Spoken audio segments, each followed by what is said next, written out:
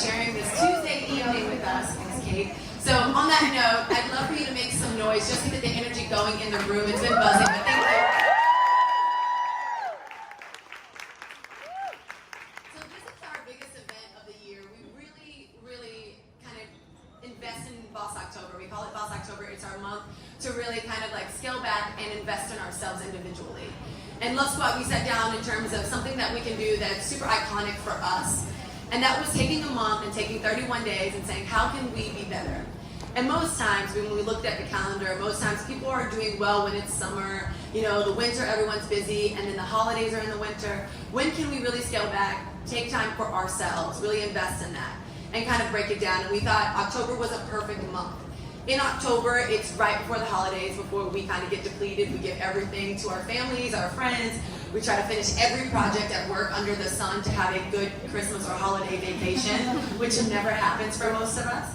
And we thought, what better way to kind of level set than to kind of put some parameters around October. So for Boss October, we thought this would be our biggest plan, and we talk about women in business.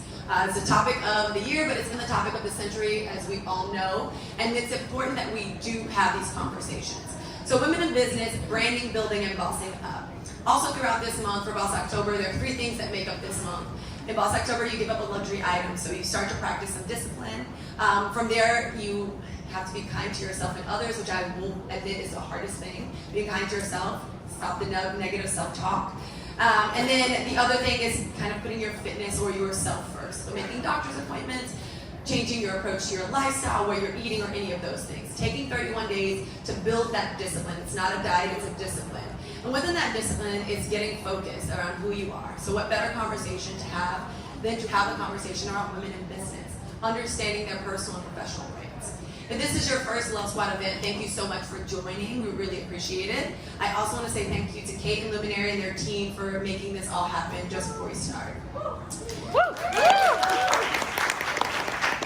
So Love Squad was founded a couple years ago, and we started our first event 2 years ago in April. And it was a time for our community to come together and have conversations. One of the things that I found out is that we all should be change agents. And in order to be change agents, you have to be a part of the change. And I feel, and we've learned, that conversation is the catalyst for change. And so with Love Squad events, we always thought it was a pivotal, I'd say a cornerstone of what we build our community on, is that we're going to have a conversation. We're going to continue having these conversations so we can put on our own suit and be change agents into the world, making the world a better place. And the only way to do that is to bring some amazing people together to talk about these things that we kind of all know so well.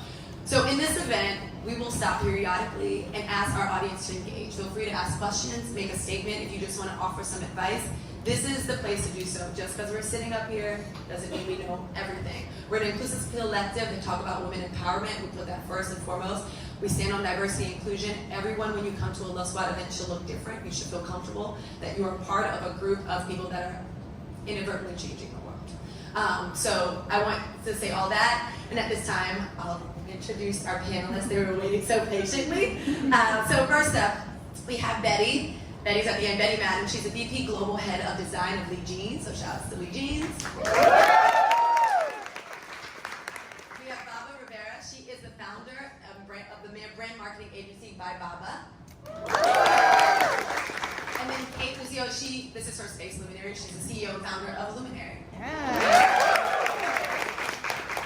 So to kick it off, I thought we can go really short in terms of what you're doing currently. So we're going to weave and ingrain some of the history of where they come, where they've been, and some of their bio in the questions, and in the nature that they're going to answer the questions because it's their experience. So I figured the first question is just like, what are you currently working on? And we can start with you, Betty, because we were talking about it's been a quick transition. You've been at Lee a short time. We've known each other from back in the day. So talk about the current kind of trajectory of what you're doing with Lee. So, you have to press to push it up. Oh. No, on the side. Oh. So that. There you go. All right. So I haven't been a singer in the past, so it's for those of you who weren't born when Lee was as cool as Levi's. Those of us who were, it's such a cool brand, and I joined the company about 9, maybe 10 months ago, and it was right when we were leaving a building, not a building, but a city that we had been in for almost 130 years. So there's been a lot going on, big investment in bringing this beautiful heritage brand back to the table. Really cool stuff happening. What I've been doing specifically is setting up a whole design organization. So Lee actually hasn't had a separate design organization ever, maybe. Well, since probably, I don't know, the early 30s, maybe, Heather? I don't even exactly know. Not in recent memory. So there's been a lot going on. It's super exciting. The brand has such long legs and it's such a cool brand, so you guys should definitely be on the lookout. I think Babba's starting on the board from the it looks amazing. Couldn't wait to wear it, so here I am. So it's exciting. So I'm doing a lot right now. It's a bit exhausting, but. And to connect the story, so I'm the founder and CEO of Love Squad, but I'm also in the campaign for Lee jeans. So I don't know, back in the day, it used to be an iconic male figure in those jeans doing the exact pose that I'm doing in the walk that are in most of the magazines currently.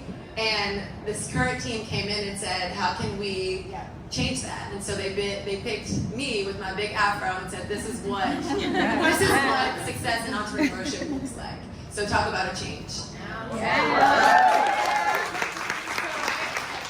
think that we have this iconic image, and it's a beautiful image, and it's I actually think when you see things like that, it helps illuminate the progress and change that's happening right now. So it's 5 white men marching, and it's a farmer, a serviceman, a cowboy. It's every revered industry at that time. And so for us, we really wanted to show what that looks like now, and it looks very different, and it's exciting because for us, we were always for everybody. That was one of our big slogans when we started as a brand. So it's kind of exciting that we were sending that message before it was sort of happening. So, Babba, what's ByBabba working on currently? Right now, we are working, I think, 2 exciting things. One is a plant-based cafe that's coming soon with an exciting brand partner, so watch out for that.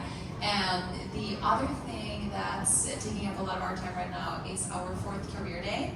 So similarly to this event, we really believe in empowering the next wave of leaders. We talk a lot about mindful leadership and kind of embracing the fact that career paths today have so many different ways to take shape. They're not always linear. So we are planning for that 4th event where we're going to celebrate what we call unconventional career paths. And that's happening November 21st. So if anyone wants to keep boosting their own career self-esteem, just join us. And then it's a lot of 2020 planning. I feel like that's what becoming an adult is like. I'm realizing that you have to plan. I've always been a very impulsive, kind of last minute type of person. And now I'm realizing that's not how the real world always works. So yeah, I'm trying to become an adult and plan ahead of time. Okay. So we're 11 months old. The space that you're sitting in. So if you're not a Luminary member and it's your first time here, or maybe you've been here before, we're 11 months old. I left a 20-year career in finance to do something different. Not because I didn't love what I did in banking, I really did, but I wanted to have a deeper impact and a bigger impact, not just in one company and one industry. I really wanted to change the world in a different way, and Luminary is part of that ambition. And so we're a collaboration hub for professional women who are looking to continue to invest in themselves, develop their skill sets, inspire and collaborate with others, not just women, but also men. And it's great to see the men in the audience here. We can't change anything that we talk about without our partners and those male allies. And so it's been something that I've been very vocal about. I worked with men for 20-something years, and they're great allies, and they've been great sponsors of mine and mentors. And so we're bringing that all together on a foundation of programming and content, and particularly bringing in partners like Love Squad and holding events and workshops just like this so that women can collaborate, meet, and really just inspire one another. This is not about, we're trying to break down silos versus breaking up the walls.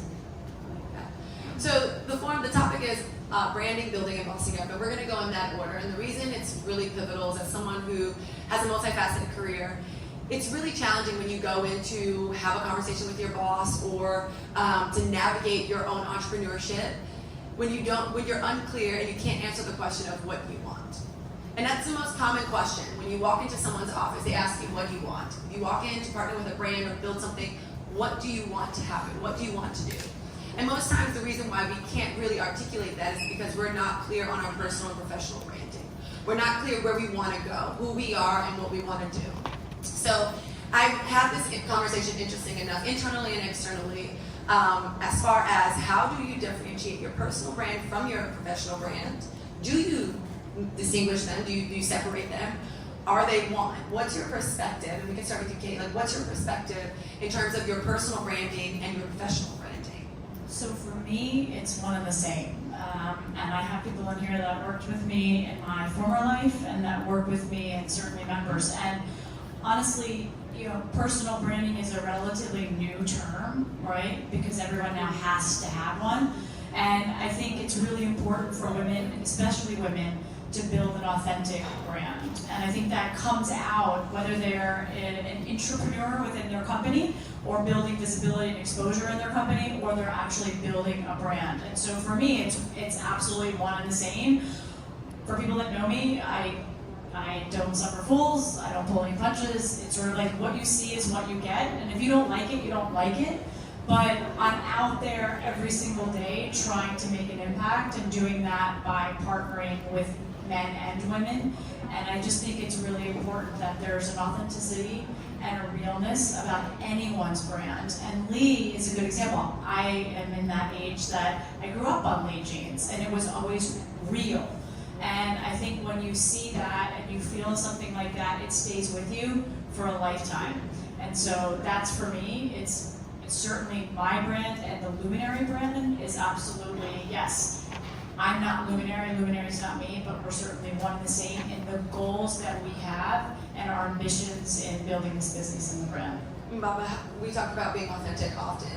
How do you apply that in terms of when you have a whole team that works for ByBabba? How do you not only internalize that, execute that personally, but kind of encourage your employees to be their authentic selves and bring a personal brand or professional brand to the table?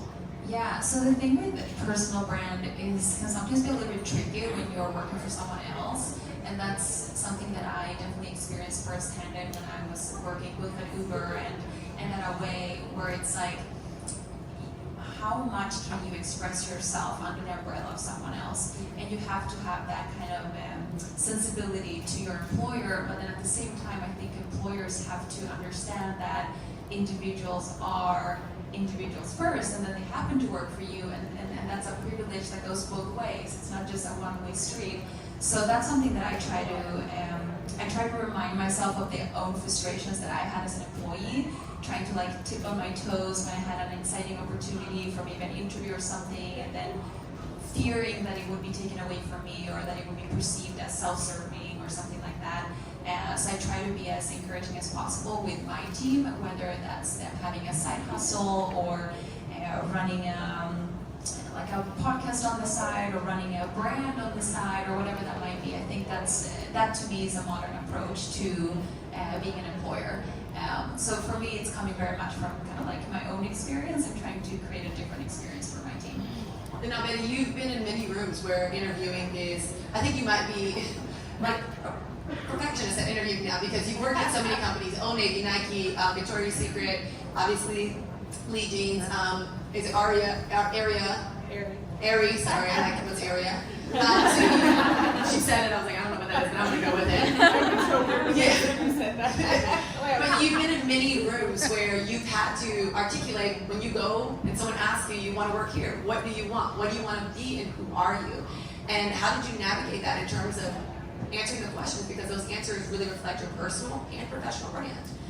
You know, it's funny, I don't want to age myself, but it's taken me a really long time to live in my own skin. Because especially when I was growing up, it was was very much, you had to kind of adjust yourself to fit into where. They can't hear you in the back. Do you want to be I'm back? really sorry, I'm not going to get the microphone.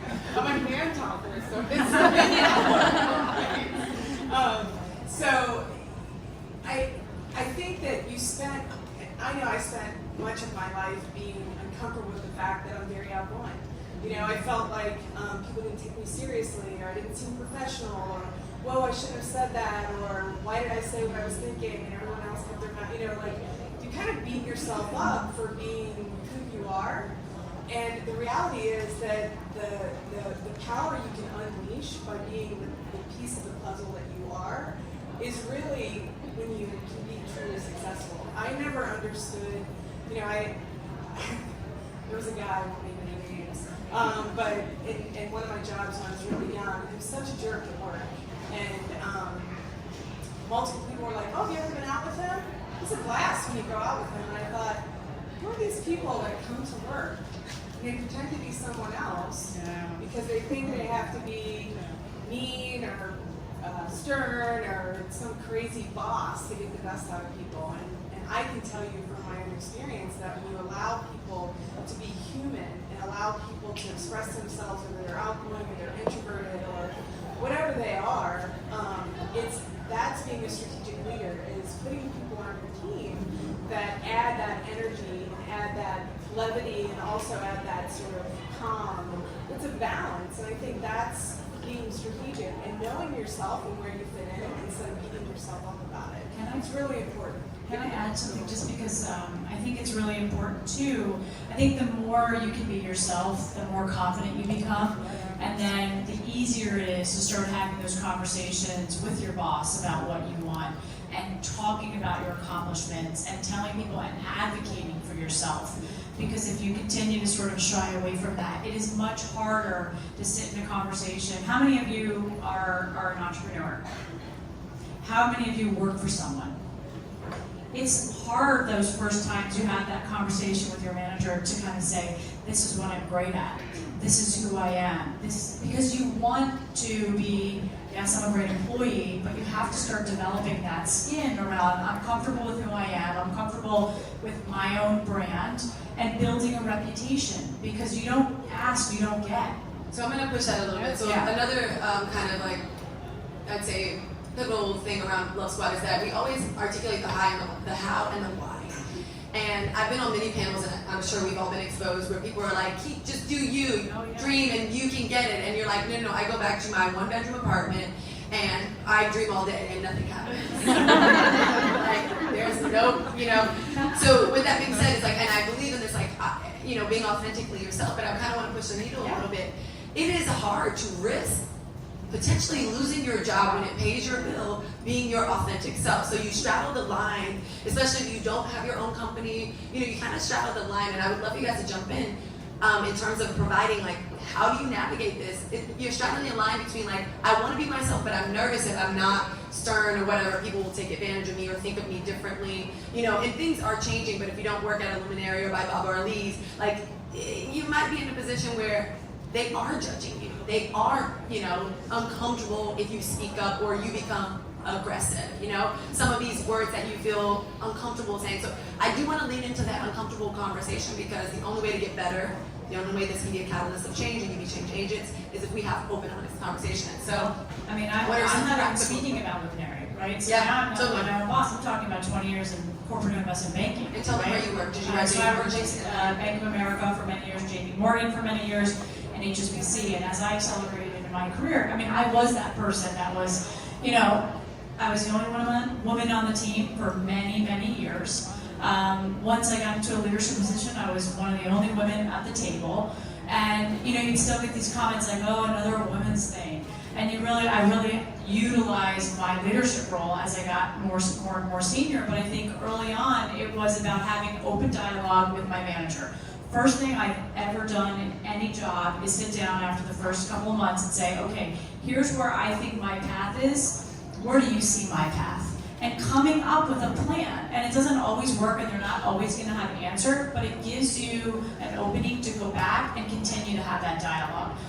You're not always gonna have great managers, you're not always gonna like your managers, but it's a job. And so you have to figure out, is it a job that you really love? Is it a company that you really love? A culture? And if it is, you figure out a way to make it work. But I'm a big proponent of having open communication, both as the employee, but also as the manager. The manager needs to know about who is working for them, personally and professionally. And sharing that open dialogue, I think, is critical. It's not always gonna be easy, but you gotta start somewhere. And for me, I always had a list. Not the list that you were gonna walk in and defend yourself, but a list of the accomplishments and the great things that you were bringing to the table, not just for your boss, but for yourself, right? Because at the end of the year, how many of you have done year-end reviews? You can't remember, you can't remember what you did in January and February. You're now in November going, oh my God, I know I did great stuff. So keep those running lists so that when your boss says, well, how did you make an impact? Oh, by the way, here's how I made this impact. And this is why I deserve to be paid this. And this is why I deserve this job or this promotion. And for me, it's all about concrete evidence. Women are paid on performance, men are paid promoted on potential. So if we know that going in, then show them what you can do and continue to show them. Betty and her mic. Come on, Betty, let's go. We're gonna sing after this. Here's one thing that I think is really important for young women and I think it's on everybody. Actually, this one doesn't work. Can we get Betty? Okay. It's not you, Betty, it's a mic. That's what he said. It's true.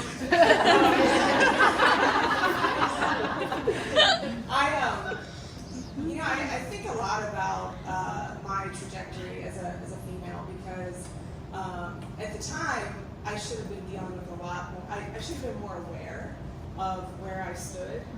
Fortunately, I worked in a company where there were a lot of women leaders. My dad also had me raise boys when I was little, so it never occurred to me until I actually experienced it. But I found myself when I did experience being a female in a male-dominated environment that I almost started to take the bitch card, and it's a trap. So you're just playing into the narrative that women are emotional, they're bitchy, women that are strong are bitchy, and the fact of the matter is, and I give this speech to my son also, is being aggressive and mean isn't strength. Being kind and giving love isn't weakness. So if you're smart and you assert yourself and you're kind to people and you make decisions that are right for the business, being yourself doesn't mean that because you like to wear miniskirts, you go to church in a miniskirt. That's it. There's still a level of gauging your environment, but still being true to yourself in that environment. And I think there's a big distinction between going down the bitch path or playing into the there's only so many spaces for women, so I'm gonna posture everybody out. I've been in that environment too, and I can tell you that women not bringing other women along is a bigger betrayal than being shut down by a man. And what happens is when there aren't a lot of opportunities for females, the female that's in charge, rightfully so in some respects, starts posturing away because it turns into it's me or you. And so don't fall into those traps because it's changing. The world's changing and you are capable of making that change. Yeah. One thing that I would add to that too is that understanding or outlining for yourself what your purpose with that particular job is. And I think the purpose can change throughout your career path. I've certainly been in certain jobs where right now I'm, gonna drink the Kool-Aid, I'm gonna play the game because I'm here to learn. I'm just gonna be a sponge and I'm not here to be an activist. That's not my purpose in this particular job at this particular time. But then as you move yourself up through the career ladder, I think that's really when you start to have more of a responsibility, more so than just a desire.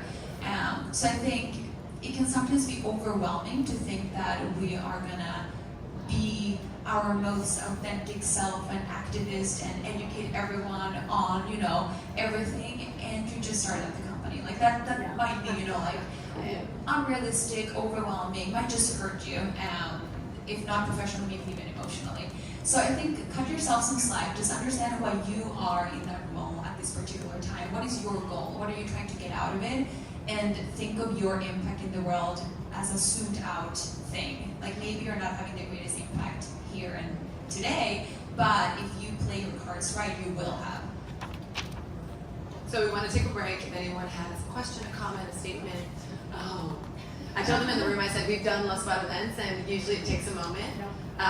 If you don't mind standing up and screaming. So, scream! It's Ronia. It's Ronia. Do you want a microphone? No. I know Absolutely how not. to use it now. Sort of. I'm loud, so it'll be fun. Yeah, my question is, so we're talking about, you know, how to like not play the bitchy card, loud, passionate, we can use it anywhere. And I think a lot of us in this room agree to that, understand it.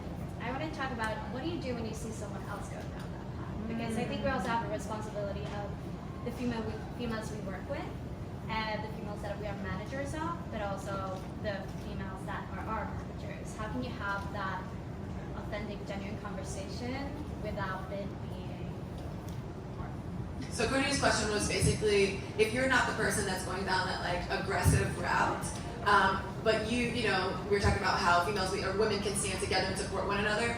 How do you navigate a conversation, whether it's your manager or someone that reports to you, or just a coworker that you see is going down that kind of path, where what Betty talked about, where it gets a little bit too aggressive and potentially come back to hurt them? Take it away, anybody. So I would, of course, I'm loud. Does that work? I feel so Let me help cigars. We're partnering. So I would say you have to have a conversation with that person. I don't think you have to have it where it's confrontational. I think you can have, would you have the conversation with a man? If he was really pissing you off or he was leading down that path? Yeah, I'm pretty hypothetical at this point, so. Well, but I'm asking you, would you have that conversation with a man? Probably not. Really? Well, I think there's two ways. I mean, I think there's still this idea that all women support each other, and to Betty's point around the women that are boxing each other out, and that's a bigger betrayal, there are still the mean girls out there, and for lots of different reasons, whether they've been at the top for a really long I time. was just gonna say, there are just bitches. Right? There are. Some people are pick the bitch path, they just aren't. They are, and you can't change them. You can't change that, but I do think that it's worthy of a conversation. I think it's also, if you're working in that environment, you have to deal with it, right? So you have to, in a positive way, an appropriate way, confront the situation, especially if it's having an impact on you and or your team. I would own it and have the conversation. It's also up to them to make a change and listen to feedback. If they don't listen, they're probably never going to listen or hear. I think maybe I've been in situations like this, and one of the things I've learned is it's almost similar to when you navigate feedback. Sometimes you work for someone and they give you feedback and you're like, what? That doesn't make any sense. I think the same thing is opening up that dialogue of, hey, if you ever wanted to sit down and talk about work, I'm always trying to get better, so I would love some insight. Maybe we can exchange insight on just like, you know, we can cultivate a relationship on how to help each other. Even if it's your manager, like if you have a couple minutes for coffee, I just want to have a conversation. One of the things using the hypothetical is like, how would you navigate, when you ask people a hypothetical question, they're going to give you a real life answer. That, in the terms of my boyfriend, is an investment in you. It's an investment, which means they're going to be interested in what happens to this hypothetical situation. How did you or someone you know apply the information that they gave you back? So if you ask this person, like, I have a friend asking for a friend going through this situation, how would you navigate, you know, handling this person? What would you say? It also makes them hyper aware that, not saying that they're going to say, oh my God, that's me. It just makes them hyper aware in the work environment that they're showing up for you. Now they're invested in you. They're going to do better for you to show you how to respond and how to engage. That would be, again, tactical, like my practical advice in terms of flipping the script without it being a little uncomfortable. I actually would go a little bit more candidly. I think that there is no great way to deliver uncomfortable feedback. So the only way is to do it. and make it short so that it can't be misunderstood. I think the longer the rant is, the more confusing it is. But with that being said, you can only provide someone with that level of feedback if you have that trust with the person. The person needs to feel like you have their back. Otherwise, it might start to feel like you're kind of like backstabbing them.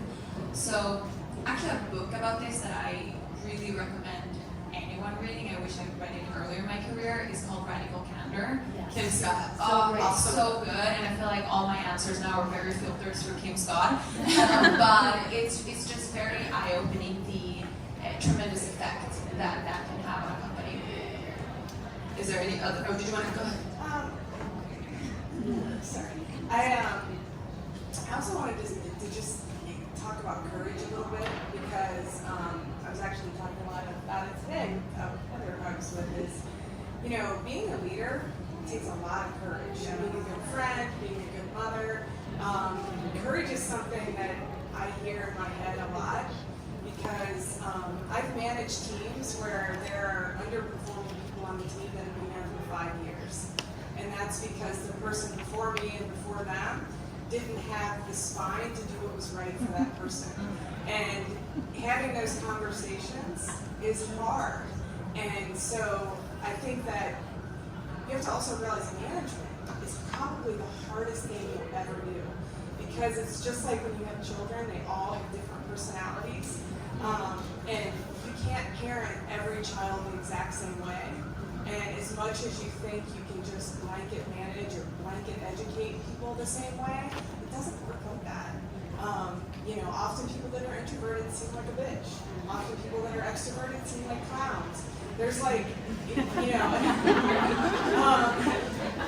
fall on that side. But so I think you also have to give your manager a little grace and kind of connect with them in a way where they learn who you are and how they can manage you. Because sometimes people can feel left out, or they can feel dismissed, or they can feel like they're not being nurtured, or a number of things. But sometimes your boss just doesn't know you well enough to really know what inspires you. I try really hard, and I find it's a good tool. I read this a long time ago. If you were to float above yourself and look down, you can see who you are and see what makes you want to live forever, right? And I do that with my team, where I can see where people start to like, holy crap, I want this meeting to last forever, I can't wait, we're gonna create, and then I see people that are just, where they kind of dive in, I try to be really in tune with that, because that's where you're gonna help people find their best self. And you should want that for your manager as much as you want that from them. Before we move on to the building aspect, I do want to tie it up. I was at a job well conference moderating and hosting the day, and it was a guy, Cate Luzio. He is a CMO of Facebook, first person of color to have a C-suite at Facebook. And one of the things he mentioned in terms of personal and professional brand is that he didn't really like the word personal brand. He said, in my day, we called it reputation. It is your reputation. So it's one and the same, however you look at it. But one of the things he mentioned, he used the buzzword authenticity. It's something that we throw around so much and so frequently these days. And he said, we're telling people to bring their whole selves to work. But then you're telling people to compartmentalize their life, where you want to kind of have this work-life balance where home is home and work is work. So how can you necessarily bring your whole self to work if you're leaving home at home? And when you come home, you're leaving work at work. So we're not talking about obviously being on your computer, the practical things, but it's in terms of how you approach thinking of yourself, where you want to go. And even to tie it to the Kim Scott book, understanding when you're a rock star, when you're a superstar. Superstars want more all the time, they're ready to grow. Understanding if you're in that place, your work-life balance is going to be different. What you want at work and how much you can handle at home is going to influence where your career trajectory goes. When you're a rock star, you're a bit comfortable. You want to stay in that role for a little bit longer. You may be having kids at home, or just got married, or going to get married, so a lot of your investment is at home. But kind of not thinking about it being home and work. Bring your whole self home and bring your whole self to work. And then he wrapped it up by saying, that's you being your personal and your professional brand, or your reputation. That's you being authentic. And I thought that was a good takeaway in terms of just time with this segment. So we're gonna move on to building. One of the fun things is, as an entrepreneur, a few of you raised your hands to Kate's question around being an entrepreneur. Some of you may be considering being an entrepreneur because you're in a vertical career, you want to go into a versatile career move. And with that, it's how do you know you have an idea? how do you know, and this is more, we can start with you, Bob, like you went from working at a company, how do you know that ByBabba was going to work? And I think that most of us think like, well, we have this idea, we have this kind of secret, we don't know if we should take the lead or if we should continue it. It's been so many bad things that have happened around our idea. So when you're building a business, the first thing is to conceptualize and then kind of crowdsource. Is this something that's worth it? How do you navigate that transition? Yeah, I think I started my company a little bit on the non-traditional way. I think it depends what kind of company you're starting and why you're doing it. I think for some people it's like, okay, I want to make a lot of money. How do I make money? Here's a business model. It's very kind of linear. For me, it actually came from more of a personal desire where I wanted to create a platform for myself to create. And I really felt this strong urge within me that I had for many years that I wanted to test my wings fully.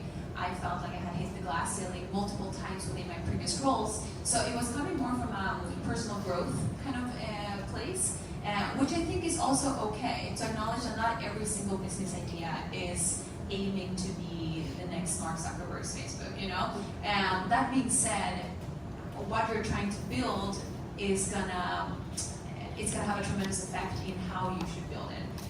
So if you're planning to take in external capital or venture capital, you obviously have to start with a little bit of a different trajectory than what I did. That being said, when you start something from a personal desire, I think you have to be okay with the fact that you're going into the unknown. I always get the question, oh, how did you know that you were going to make money out of it? How did you know it was going to work? I didn't, and that's why it's not for everyone, and that's okay. Not everyone should be an entrepreneur. It's really stressful at times, but there are certain people that really will never find at ease within an employment structure, and those are really the people that I think don't have any choice but to go the entrepreneurial route, despite the uncertainty of it. So I think sometimes in today's day and age, we play a little bit too heavy on the emphasis that everyone should start their own company. I don't think that is necessarily, that doesn't equal success, or that doesn't equal happiness. It does for some, but it certainly should not be the ultimate goal in every conversation, in my opinion. You made the transition, like you said, from finance into Luminary. How did the idea of Luminary, knowing that there were other competitors in the market, that's another thing, is when you're building a business, you see yourself as a small fish in a big pond because there's so many other competitors, and you're like, I'm kind of doing something similar but different.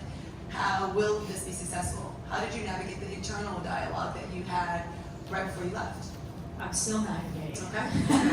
I mean, I don't think you ever, as an entrepreneur, you're not, that's never... I'm going to cut you off. Yeah, because today it was raining, and I said, I think this is a sign that we should give Love Squad up. I literally told every little thing when you're stressed out, it's I think this is it, last event, let's celebrate. That's all it is. You're right. Thank you for saying that. And I didn't think I was going to be an entrepreneur. I was very comfortable in a corporate environment. That's what I knew, and in many of the roles that I had, I was entrepreneurial. I actually created businesses, I built businesses, I rebuilt them. So I knew that I could execute. And so for me, it was about execution. If I had this idea, and by the way, if you're starting a business, if you may think about starting a business, have a business plan of some sort. It doesn't have to be a 55-page business plan like I did, but have a plan. It's your North Star around what you're trying to do, the gap you're trying to fill, how you're going to fill it, and what makes you different, to Ali's point. There are a lot of, we don't think of ourselves as a co-working space. That's not my goal. I'm not going to be a WeWork. That's what after a couple drinks. And that's not what I try to do. We're not a real estate play, we're building a community. So this is the only Luminary you will ever see in New York City, because it's a community for women to come to, and men. Our play is not about the co-working. That's an amenity of what we're providing. The other thing is, stop comparing everyone. I'm so tired of it. It's as soon as I open my fucking doors, excuse my language, oh, you're just like this, you're just like that, you're just like that. They don't do that to every brand. I think women in particular get it more because there's this new thing called the female founder, and Rebecca Minkoff was here this morning, and it's about, what about just being founder, right? We can be founders.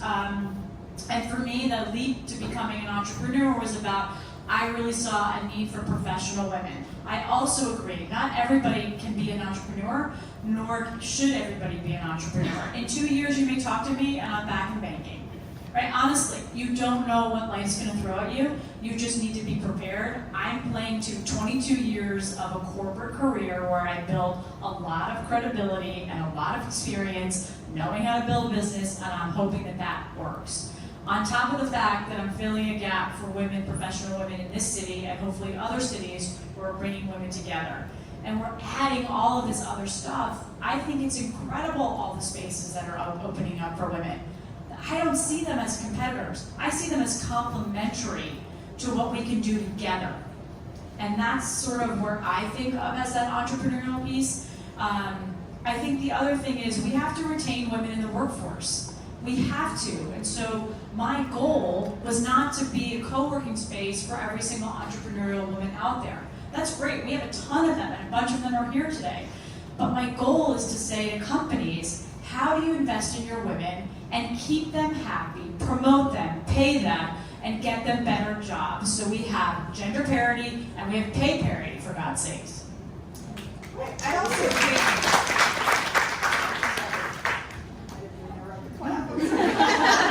Damn you, Betty.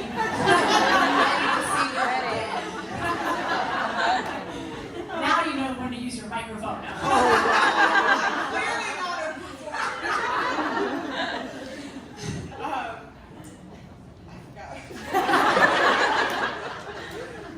I think the other thing, someone asked me actually yesterday about diversity in leadership. And I think we're at a really cool intersection right now, because obviously it's a non-negotiable at this point. Like, if you're a company that doesn't have diversity at the top, eventually that's gonna be a problem. I mean, it is a problem, but eventually you can't hide behind whatever you've been doing. But they asked me what it meant to me, and it doesn't just mean a beautiful rainbow of colors. If there's male, men, women, like, that's not what it means to me. Is that when you have that at the top, you create a much more humane culture as a company. So you have people at the top that understand the entire workforce. You don't just have men at the top who, women are emotional, or all the old school stuff that's been going on. And so I do think we have to change the conversation to founders, humans, leaders, and not parse everyone apart, because we're just making it worse. And I think the conversation's there. It's there. It's right in everyone's face. And if you're not aware of it, you're going to fall behind. But my biggest hope for it at this point now is that it creates a much more balanced, humane culture within organizations, and big organizations. Because the other thing I wanted to say is, being an entrepreneur, I really felt like I was an entrepreneur early in my career, and I worked for Abercrombie & Fitch. And it was when it was 80 people. There were 80 people in the whole company. It was relatively unknown, the brand. And 2 years out of school, I was handed the opportunity to start Hollister from scratch. And so I had a president with his early shoes, but that's not my thing. But I remember thinking, well, cool, I'll do that. And I didn't realize like the magnitude of it. But I had this like weird, fearless ignorance. I don't know if it was ignorance or just bliss, because I was so happy with what I was doing. But it was just bankrolled by someone else. But I felt very entrepreneurial, because I helped create the logo. I helped create the story, the identity, the handwriting, the color, the everything. So don't think about it, and I love what you were saying, because it's so true. It's like, not everyone should be out on their own. I was out on my own for several years. I've kind of consulted with small companies, medium companies, I've worked in big companies, but I realized on my own, I was lonely. I love people. So for me, that's not what being an entrepreneur was for me. Actually, if I can just add to that about what you were saying. Oh, no, listen what I was saying. What did you just say? I was like holding my thought because I didn't want to interrupt you. It's because you're sitting by me. It's bleeding on all of us. She's like coming over, like. I had one thought was, and then I had one to you that I forgot about. But your thought about not comparing businesses, I think that's the one thing that I would say if you're about to start a business is that the second you kind of like nail on an idea, you're going to see it everywhere. That doesn't mean that you shouldn't start it still. And I think it's just because you're in that space, you're seeing everything from that lens, and then next thing you know, you're like, oh my god, a million people are solving this problem. But what I will say is that ideas are one thing, but to me, what I've learned in my career is that it really comes down to execution. It's not just about another company having the same idea as you, it's how they're solving it, what people are under their belts doing it, and that's where you can really differentiate yourself.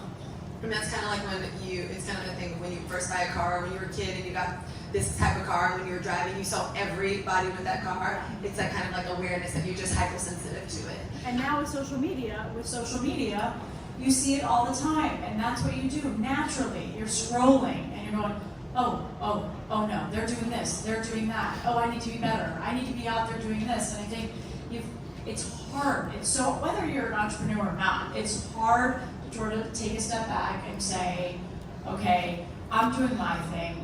And I've got to focus on that. And I've got to focus on me. And if it's a company you're building or if it's a company you're working for, it's your job. If we just stop this, if we focus on collaboration and complementing each other versus, and bringing it back to what you were saying, Betty, about being a humane culture, I think this world today that we're living in is, again, putting up these silos. No, and it's really sad, right? Because we've got this new younger generation that's so focused on making change, and a big fear of mine as a Gen Xer, and no one talks about Gen X. They talk about baby boomers, they talk about millennials and Gen Z. Yep. Gen Xers are forgotten about. They Until today. Until today. But we have to not let all of this negativity stop us, right? And so there's so much positive happening. I mean, Love Squad is a great example, like bringing people together. So let's create that real change and stop creating this competition. Competition is healthy until it's not, right? So we want to pause because you've heard a lot of us. We want to pause for a second. If anyone had a question, a statement, because we do have to get to the bossing up spot part, and I want to be mindful of our time. Go ahead, stand up, and then go for it. Yeah. Go ahead. Okay, so you're talking a lot about starting a new business. What about the people that aren't ready to start their own business, that want to pivot their career? I'm having a hard time with getting that opportunity. I have X amount of experience in one field, and I want to get into a new industry. How would you recommend doing that? She said she has experience in one part of the industry, but she kind of wants to pivot her career into a less experienced approach or area. How would we kind of advise her on that? Betty, you pivoted like a ballerina. I'm a pivoter. Sure, like a model. So, it's interesting. I always say, like, I love a lot of things. I mean, I kind of love everything. But, so I always think, well, I could do that, or, oh my God, I could have a nursery or plants. I could have an animal section. Like a whole, usually at night, and that's why I don't sleep. But, you can't expect people to get on board with your dreams just because you want to pivot. That's a tough thing. How I've pivoted is by, for example, I was working on my own brand at one time, and I was like, I'm gonna go broke. I'm gonna do this. And I was staying with a friend in LA, and he was with some rich guy starting beauty brands, right? And the whole time I'm visiting, I was staying with him for free. I was like, oh, you know what you should do with that brand? You should blah, blah, blah, blah, blah. And he was literally looking at me like, I don't even know what the hell, what do you know? And why are you talking to me? And like, okay, cool, we've been friends for a long time, just great, So when I got back home, I put a whole vision together of what I thought his beauty brand he was starting with his friend should be. And I just sent it as a thank you note. The guy hired me to create brands for him. For a whole year, I created just beauty brands for this guy that did private label. And sometimes it's having the humility to just do what you know and share it with people. I mean, I love the story where you reach out to Allie. Like, sometimes those things, it's the doing, it's the knowing that you have the know-how, but not expecting other people to know it unless you somehow can express it. And I use that example because that wasn't my intent. It was just like, hey, like, it could be way cooler if you did this. I was really like, but I was.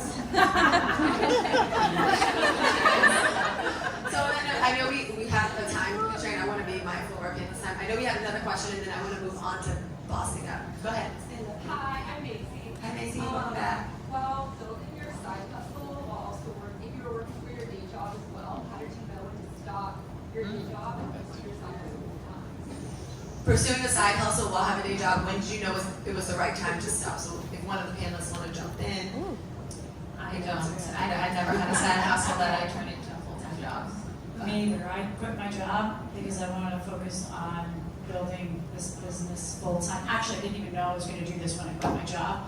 I knew that I wanted to do something different, and then I wrote a business plan, and now I'm doing it. But we have a lot of side hustlers at Luminary, and I think you get to a point where you want to make that dream into a reality. I think there's a big part of that, which is funding it. Two, a lot of people can't leave their full-time jobs because that's their livelihood, and they've got a great idea or they've got a great product. I think there comes a time when you have to make that decision. Are you ready to make it full-time? And are you ready to leave that comfort? Also, if you are raising money, then have you raised any money? Are you doing a friends and family? Have you crowdfunded? Whatever that business might be. And goes back to the pivoting. You may pivot completely out of what you're doing today into a new thing that becomes a side hustle that pivots you back into something. So it really becomes a personal decision. A lot of it from the women that we work with that are side hustlers, it comes down to the financial component. Or get fired. Or get fired. Or get fired. So we're going to open up at the end for Q&A, but I wanted to get to really quickly the bossing up, but I did want to tie this building kind of conversation up with three things. The first thing is talking about female entrepreneurs and female founders as a tagline. Serena Williams said, I'm not the best female or woman athlete in the world, female athlete, I'm just the best athlete. And I thought that was just like kind of piggybacking off of what you said. In terms of starting a business and noticing when you start that business becoming hypersensitive that everyone's doing that thing and you get nervous and you might compare, keep in mind that everyone starts, not everyone finishes. So let that sink in. Everyone starts. How many projects have you started? Where is it? And that's okay. Some people have the endurance, a superpower to see it through. So just keep that in mind that everyone starts, not everyone finishes. And then the third thing I will kind of wrap this up with is Babba mentioned, like, come in understanding what you want from your profession. So when you go into the office and you talk to your boss and you're looking for that tangible roadmap on how do you get from point A to point B to kind of elevate your career, go to the next level, it's always understanding, or building your business is understanding that coming into something, into a space. I read this article on Medium.com and it said, I went in and created a business and I wanted it to be $1 billion business, and because it was a multi-million-dollar business, I failed. And I think that was some perception, because those of us that are in that position would be like, no, you're successful.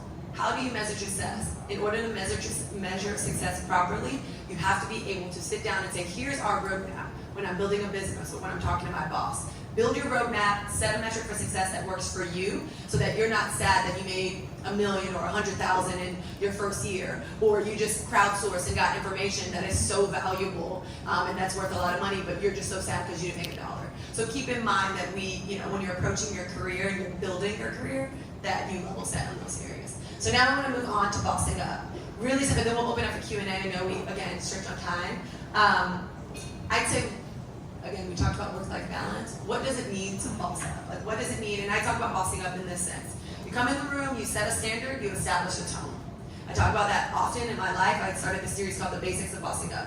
Going back to the basics usually helps you become, in the literal sense, a boss, owning, talking to people, but a boss of your own life, making decisions, getting back to that authentic self.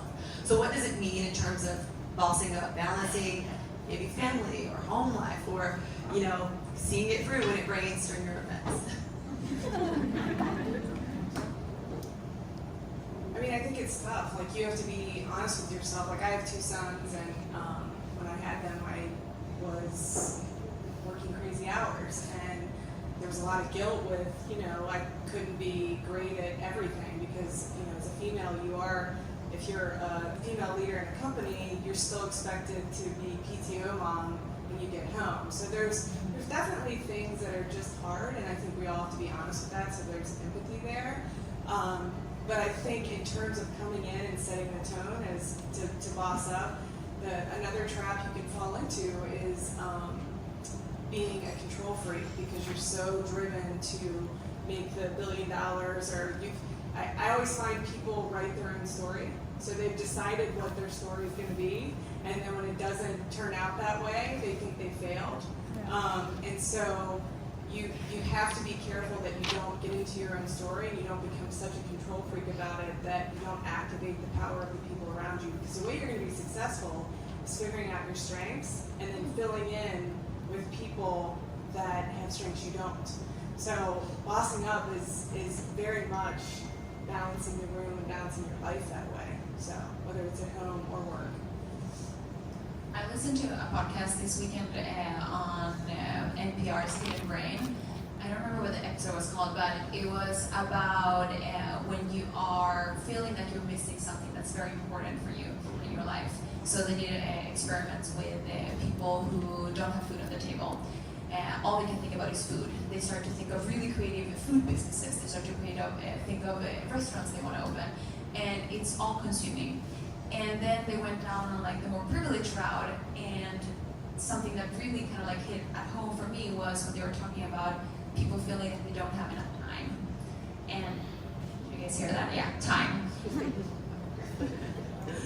And that hit really at home for me, because I've definitely been in that trap where I feel like I don't have enough time for the things that really matter to me. And as a result, all that happens is that my mind can only think of all the time I don't have. So what happens with that is that when you come home, you have a hard time relaxing because you feel like you don't have enough time, so you shouldn't be wasting it. So then you're trying to be so productive by reading all the management books, or listening to the interesting podcasts, or doing a workout, or just being a good girl at all times and hours of the day. And for me, it was really coming to a point where it was breaking me down, because I never allowed myself to be unproductive or to not be producing. And I'm sharing this here because I think that it's a bit of a generational thing, maybe. I think many here might recognize themselves in that story of trying to be so productive that you end up just hurting yourself. And this year I started putting more emphasis on kind of like treating my body like I would treat a friend.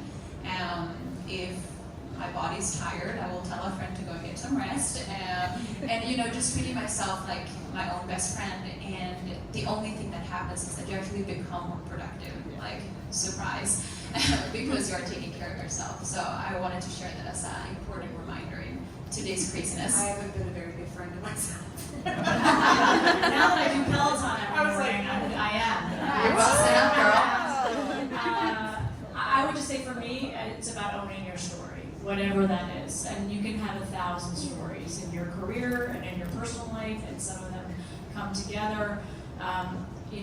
When I started this company, I remember the first time I went out into a public I went to a big business school gala, and I had to say for the first time I was no longer a banker. I was the CEO and founder of Luminary, when no one knew what that was. And I remember and I'm looking at Gail, because Gail used to work with me in banking, and I am not a shy person. I'm like, let's do this, I'm the go-getter, I'm like, let's get shit done. And I sat in this big arena of people, very successful, and they would say, oh, and who are you and what do you do? I hate that question anyway, but I'd say, oh, I'm Cate Luzio, the founder of CEO.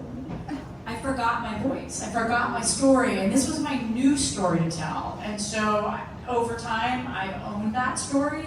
I think the other thing is sharing vulnerabilities to an extent that you can. I recently shared, everyone asked me, oh, who are your investors?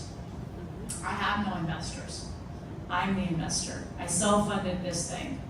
And I did that after a very successful career in banking. Not everybody can self-fund, and I know that, but I chose that route for me. I didn't want to give up any equity. I wanted to make these decisions for the women that I'm supporting and serving.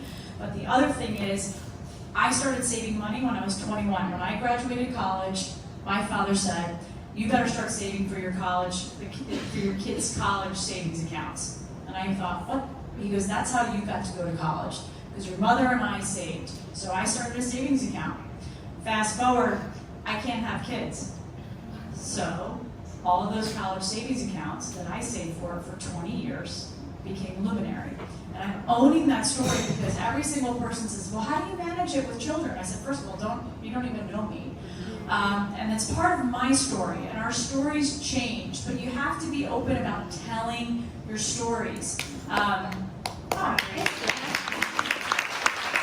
embarrassing myself in that moment because, well, first of all, it's my first time with braids. I feel like my braids is my first time. Literally, since I've been a little kid, I was like, oh, I'll try this. Shout out to the lamb spot, the great bar over there. My community director's like, not feeling it. Rachel's like, I am a banker, right? 22 years in corporate America. I am not a social media person. LinkedIn, got it. Instagram. So I started doing Peloton. And I saw this amazing instructor. I'm like, that, she's cool. She keeps saying Love Squad. I have no idea what that is. Long story short, I Google Allie. I'm sure everyone already knew who she was. I was like, wow, this is crazy. How do I get in touch with her? It was my first ever, my only ever DM. That's why we're still trying to figure out that. And I DM'd her. I'm like, well, I gotta own the story. I'm telling her about Luminary. Maybe we can do something. And here we are, 2 months later, and we're doing the event. But it's about owning that. It's okay. So before we give our last little tidbit, we want to open it up again. I think if one question per one person, like one of us answered it, we can get it done quickly. If you have a question, stand up, go for it. You've been waiting. I think there's someone over here. Go for it. I'll try to keep it short. I'm not sure if you believe in like signs. I'm very unhappy in my current job right now, and it pays very well.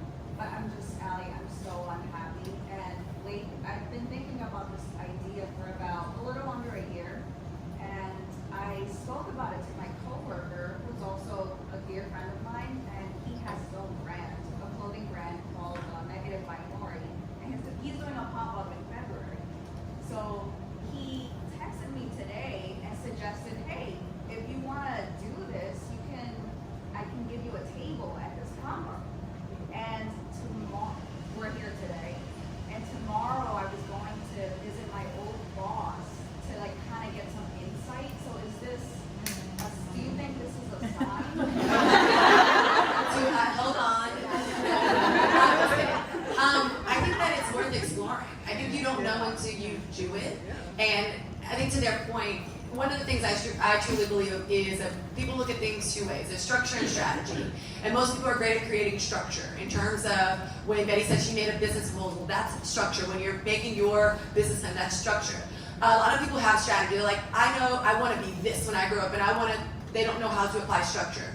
Your goal is to be kind of good at both. If you have structure and you apply your structure to the strategy, your strategy will create an outcome that will meet your goal. So I would strongly encourage you, before you go ahead and try, to create some structure. What is your end goal to Babba's point? What questions are you trying to answer? What are you trying to solve? Create a little small business plan on a sheet of paper, and try it out. I don't know why not, but hey, that's just me. I would say go get a taste for it. See, take away, crowdsource, ask people how they're feeling. Make sure you ask what they think. Write it down, internalize it, and then apply it to what structure you created, the small, quick structure, and see what's next. And really think about it. There's no rush, I think, also, in creating something. To their point, we have so many entrepreneurs. Take your time. But also, how much of that is how much of it is finance? Everything costs money. You don't know until you write it. Yeah. You don't know until you write it.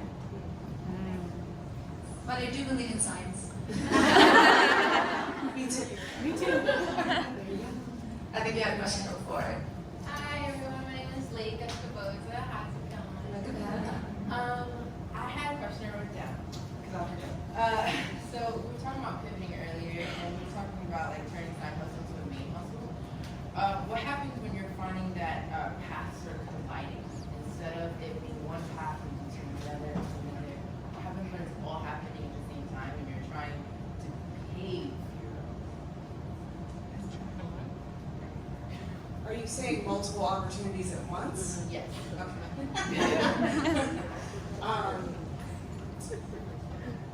well. I mean, that's a good problem to have, for sure.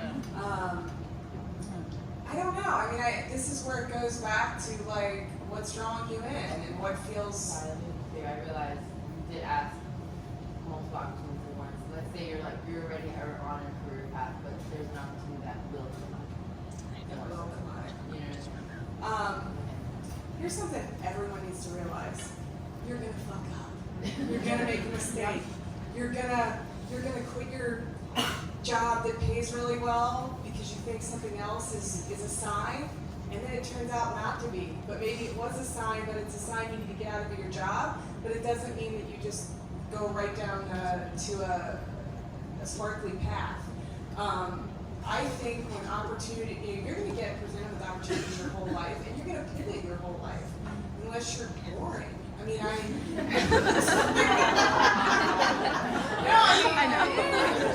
can't imagine spending my whole life on one path.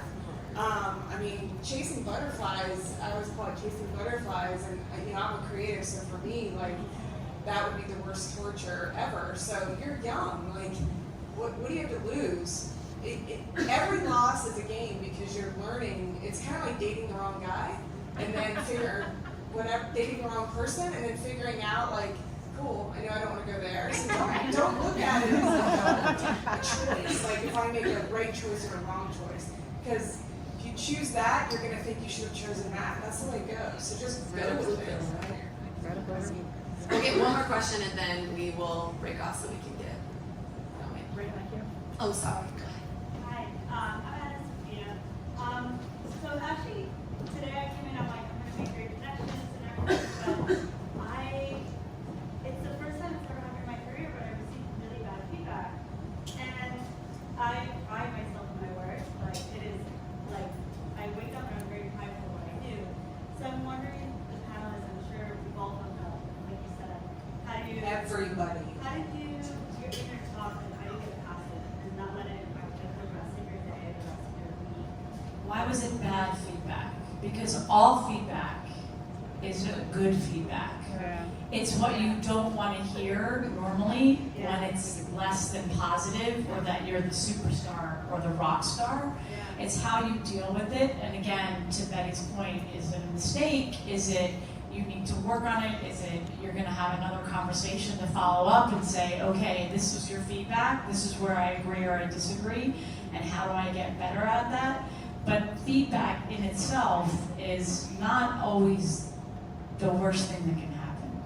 Yeah, I guess it's the first time I had someone not say positive things. It's always been positive, and it's the first time that someone's like, this is not, like, it didn't work out well. But that's a good thing. Yes, Because look how it's making you think. You know, like again, you can't go through life thinking that it's only a good life if everything goes exactly the way you think it should.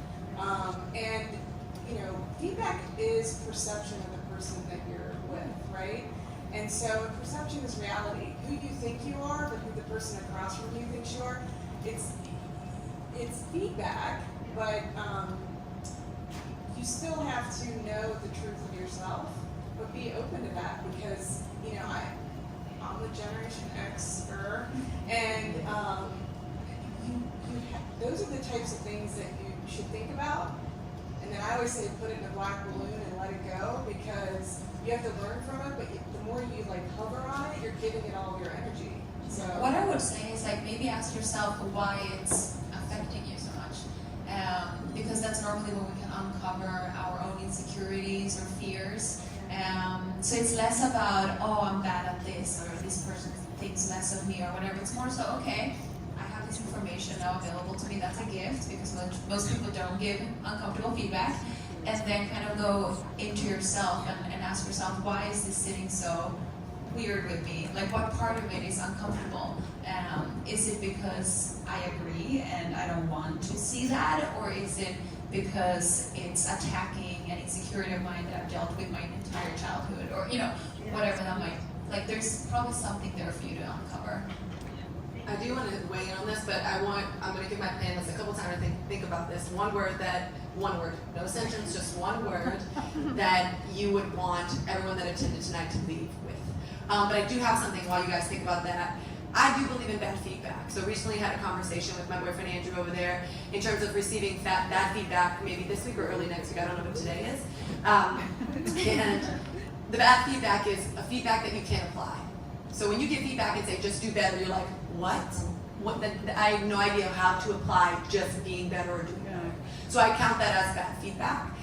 What I will say, it is important to have those, when we're talking about having and navigating those conversations with managers and teaching them who you are, being who you are, teaching them how you receive feedback or how you internalize and could apply feedback is really important. So if you get feedback that you cannot apply, which means you can't understand exactly what they're saying, it is, I would say, encourage them to say, can you give me an example? Can you give me a tangible takeaway, an example, a date that I can think about, that I can reflect on, and then see that I'm doing X, Y, and Z in that moment or that kind of situation.